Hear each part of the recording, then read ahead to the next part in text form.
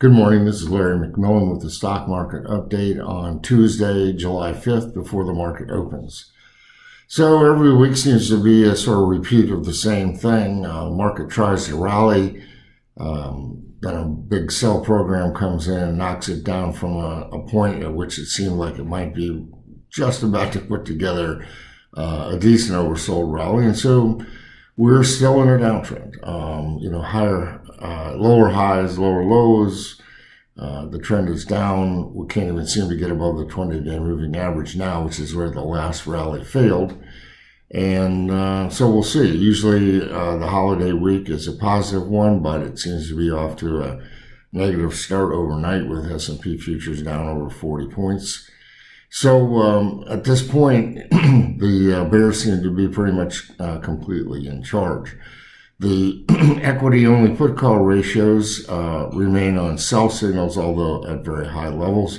We're waiting for them to try to dip below the June lows, their June lows, in order to reconfirm a buy signal.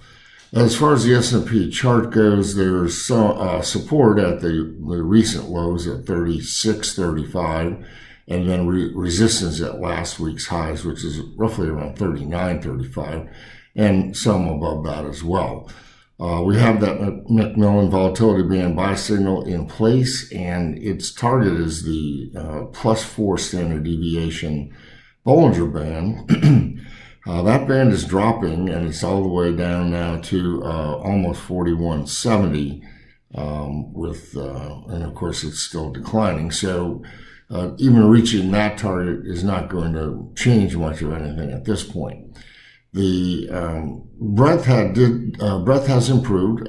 We had buy signals which were briefly canceled out last week, but then Friday was a very strong day, positive day in terms of breadth.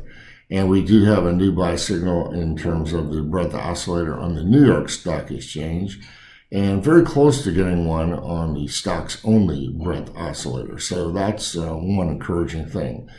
New highs versus new lows, that hasn't improved at all.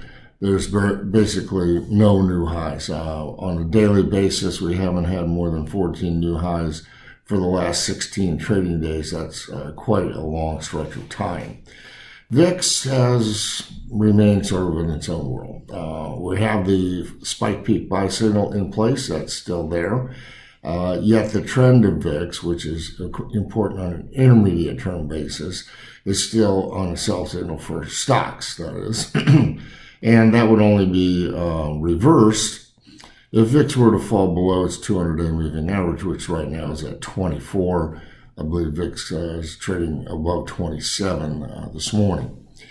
And finally, the construct of volatility derivatives, meaning the term structure of the VIX futures primarily, is modestly positive in that it slopes upwards through October, and then after that back down again. So that's not exactly a rousing buy signal, but it's not a sell signal. So overall, the picture is still pretty negative. We're looking for some oversold buy signals to piece themselves together to create a stronger rally. But so far, the bears have been able to thwart those pretty easily. The last two seem to have some promise, and yet, actually the last three attempts, and none of them has succeeded. So we're maintaining a core bearish position, and we will trade short-term buy signals around that if and when they occur. So have a great shortened holiday week of trading, and visit our website if you'd like to keep up on these things daily.